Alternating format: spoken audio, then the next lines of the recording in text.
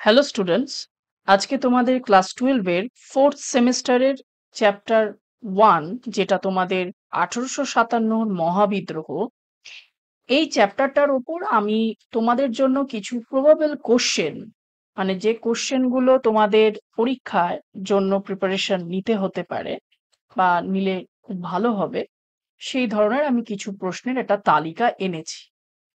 এবং আমি এই প্রশ্নের তালিকাটা মূলত তোমাদের কতটা কি সিরিয়াস সেই হিসেবেই কিন্তু সাজিয়েছি। আজকে আমরা সেই প্রশ্নের তালিকাটা নিয়ে একটু আলোচনা করে নেব, তোমরা যাতে তোমাদের বাড়ির প্রিপারেশনে যেভাবে তোমরা ইতিহাসটাকে তোমরা প্রিপেয়ার করছো বাড়িতে, সেটার সাথে যাতে এই প্রশ্নগুলো তোমাদের একটু অ্যাটাচ করে নিতে পারো সেটা নিয়েও আমি একটু আলোচনা করে নেব। তো আমাদের আজকে এই যে প্রথম চ্যাপ্টারটা আছে, এই চ্যাপ্টারটা মূলত কিন্তু আহ মান 4 এবং মান 3, এই দুটো মানে আমরা কিন্তু ভাগ করেছি, কারণ এই দুটো মান কিন্তু পরীক্ষায় আসছে। এবার মান 4 এবং মান 3 থেকে একটা প্রশ্ন আসবেই। তো সেই প্রশ্নগুলোর একটা তালিকা দেখা যাক। দেখো, আমি মান 4 এর মধ্যে যেটা নিয়েছি সেটা কিন্তু আহ একদম ইন্টারেস্টিং, দেখতেই পাচ্ছ যে মহাবিদ্রোহের প্রকৃতি আলোচনা করো। বা তোমাদের মাথার মধ্যে প্রশ্ন আসবে, এই ভিভিআইটা কি? এই ভিভিআইটা হচ্ছে ভেরি ভেরি ইম্পর্টেন্ট, মানে যে প্রশ্নটা তোমরা আহ সবার প্রথমে বলতে পারো তোমরা তৈরি করবে তোমাদের বাড়িতে।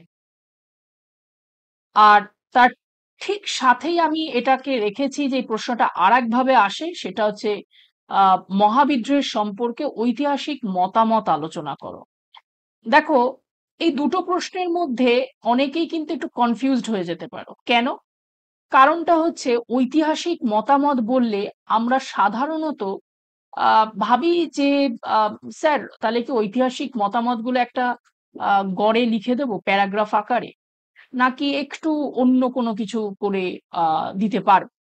না, দেখো, ঐতিহাসিক মতামত বা প্রকৃতি এই দুটো নিয়ে আলোচনা করলেই কিন্তু তোমাদের সবার আগে যেটা করতে হবে যে যে যে পয়েন্ট নিয়ে ঐতিহাসিকরা আলোচনা করেছেন সেইগুলোর ওপর তোমাদের কিন্তু ফোকাস করতে হবে, এবং ঐতিহাসিকদের নাম সহ চেষ্টা করবে অন্ততপক্ষে সেই সেই পয়েন্টগুলোর ওপর। যেমন ধরা যাক, সিপাহী বিদ্রোহ বললাম, ঠিক আছে, আমি বললাম যে সিপাহী বিদ্রোহ, তাহলে এই সিপাহীদের ওপর একটা যে ঐতিহাসিকদের মতামত আছে, সেই হিস্টোরিয়ানদের নামগুলো আমি বলবো, তাই তো?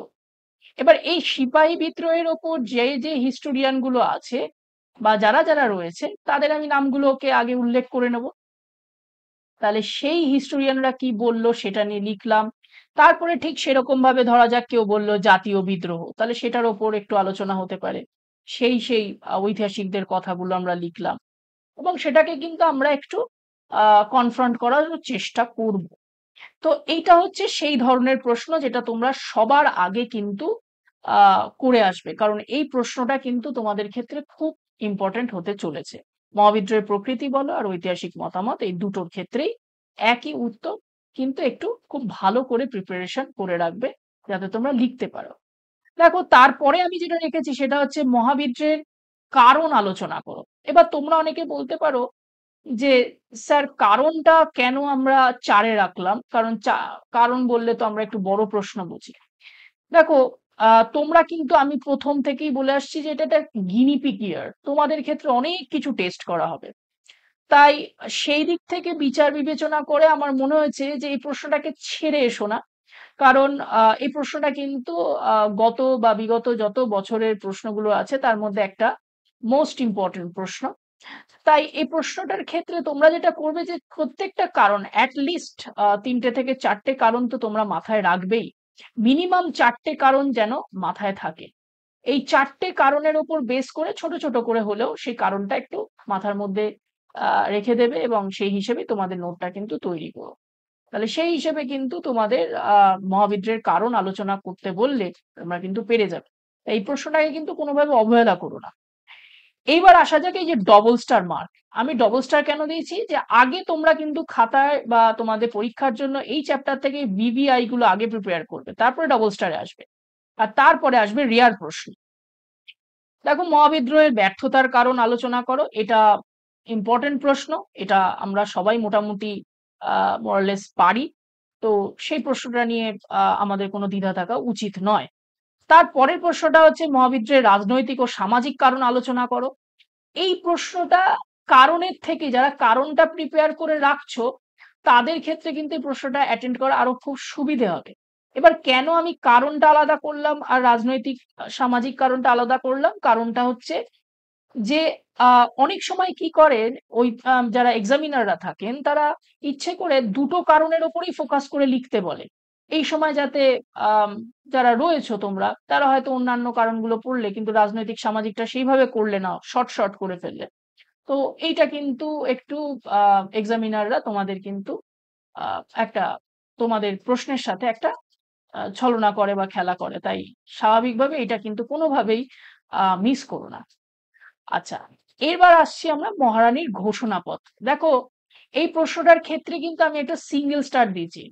খুব যে ইম্পর্টেন্ট তা না, কিন্তু আমি এটাকে রাখতে বাধ্য হয়েছি এই কারণে যে সিলেবাসটা তোমাদের এমন ভাবে লেখা রয়েছে যে 1857, কিন্তু বিষয়টা হচ্ছে এই 1857 এর মধ্যে কি কি জিনিস আসবে সেটা নিয়ে কিন্তু ওইভাবে বলা নেই, কারণ এটা কিন্তু আমাদের চ্যাপ্টারের মধ্যে অনেকটা রিলেটেড অংশ।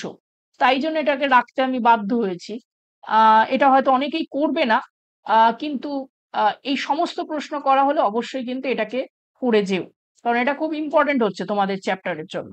ঠিক আছে, তাহলে এই হলো আমাদের মান 4-এর সমস্ত প্রশ্নগুলো, যে প্রশ্নগুলো তোমাদের তৈরি করতে হবে। এই এবার পরবর্তী যে প্রশ্নটা আসছে মানে মান 3, সেটা নিয়ে আমরা একটু আলোচনা করি।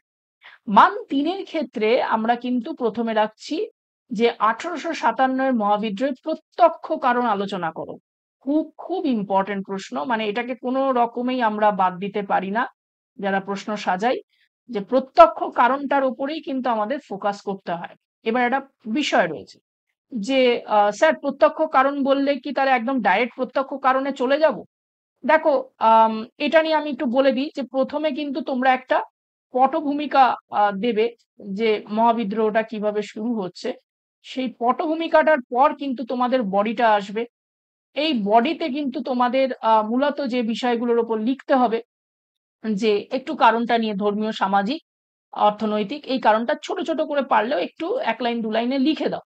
লিখে দিয়ে তারপরে কিন্তু তুমি তোমার প্রত্যক্ষ কারণে আসো। এসে তারপরে তুমি তোমার এখানে মূল্যায়নটা করে দাও। দেখো, অনেকে তোমরা আহ উপসংহার লিখবে, সেটা লিখতে পারো, কিন্তু আমি বলবো এখানে মূল্যায়ন শব্দটা লেখাটা কিন্তু বেশি ভালো হবে। তো যদি বডিটা সেই রকম ভাবে নাও লিখতে চাও, কিন্তু এই প্যাটার্নটা কিন্তু মাথায় রেখো, সেই হিসেবেই করো। পটভূমিকাটা চেষ্টা করবে বেশি বড় না করা, কিন্তু মূল্যায়নটার ওপর কিন্তু বেশি ফোকাস করতে হবে, এটা মাথায় রেখো। এটা যে কোনো প্রশ্নের ক্ষেত্রেই।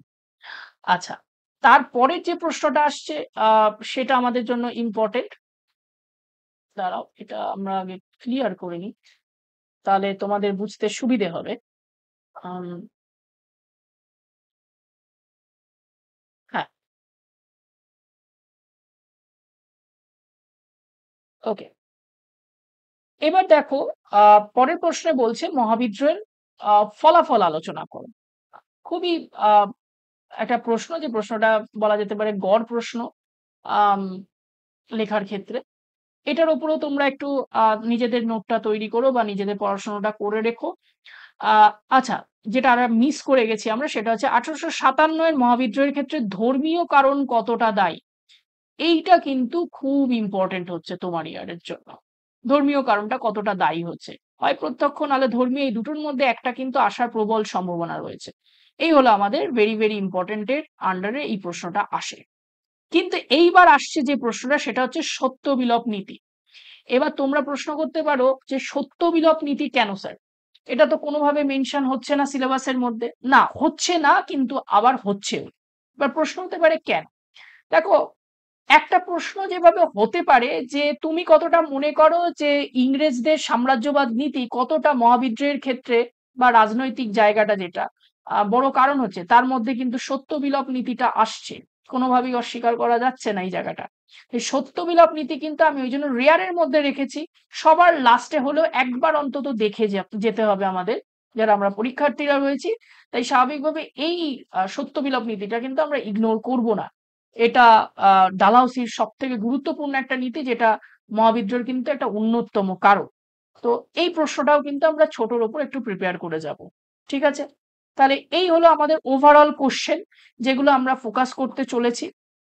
কিন্তু এছাড়া একটা কোশ্চেন থাকে। এবার সেই কোশ্চেনটা কি? সেই কোশ্চেনটা যেটা হলো, যেটা আমি বলতে পারি যে এটা একটা এক্সট্রা কোশ্চেন, সেটা হলো যে তুমি কতটা মনে করছো যে মহাবিদ্রোহ আহ মহাবিদ্রোহ আহ একটা বা একটা না বলে প্রথম স্বাধীনতার যুদ্ধ, প্রথম স্বাধীনতার যুদ্ধ, এই প্রশ্নটা কিন্তু একটা প্রশ্ন যেটা আলোচনা হতে পারে। এটা মান 4-এর ক্ষেত্রে বেশি সম্ভাবনা। আহ, মান 4টা হচ্ছে এখানে ইম্পর্টেন্ট এই প্রশ্নটার ক্ষেত্রে। এই প্রশ্নটাকে না আমরা পড়ে যাব, কিন্তু এটা যেহেতু ঐতিহাসিক মতামতের আন্ডারের প্রশ্ন, তাই আমরা এটাকে কিন্তু আরামসে এটাকে প্রিপেয়ার করে নিতে পারি। ঠিক আছে? মান 3-এর জন্য প্রিপেয়ার করতে পারি, মান 4-এর জন্য, কিন্তু এই প্রশ্নটা একটু দেখে যেতে হবে আমাদের। এই হলো আমাদের ওভারঅল প্রশ্ন, যেগুলো তোমাদের পড়তে হবে। আশা করছি তোমরা এটা পড়ে কিছুটা হলেও উপকৃত হবে। তোমাদের প্রত্যেক দিনকার পড়াশোনায় কিছু হলেও হেল্প হবে। সবার ভালো লাগলে অবশ্যই তোমরা চ্যানেলটাকে সাবস্ক্রাইব করে রাখবে, তোমাদের বন্ধুদেরকেও এটিকে শেয়ার করবে। আর কোনো রকম যদি কোনো অসুবিধে হয়, অবশ্যই আমাকে কমেন্ট বক্সে জানিও। আর ক্লাস আমি অবশ্যই এই প্রশ্নগুলোর ওপর একটু হলেও আলোচনা করব, এবং এই প্রশ্নগুলোর ওপর একটু ক্লাস নেওয়ার আমি চেষ্টা করব, যেটা ইউটিউবে আমি তোমাদের আপলোড করে দেব। আম, ব্যাস এইটুকুনি। খুব মন দিয়ে পড়ো, আর খুব ভালো হবে। ধন্যবাদ।